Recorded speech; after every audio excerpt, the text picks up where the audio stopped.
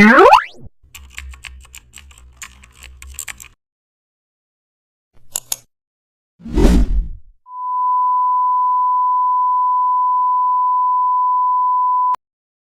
this tutorial, you'll learn how to design an interactive-looking FAQ card in Photoshop using custom shapes, perfect for websites, thumbnails, or explainer visuals.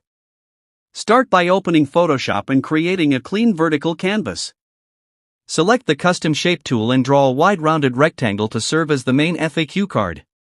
Set the fill color to a soft neutral tone so text remains readable. Now duplicate this shape and stack 2 or 3 cards vertically with equal spacing to simulate multiple questions. Next, select a plus icon custom shape and place it on the right side of each card, resizing it slightly to feel clickable.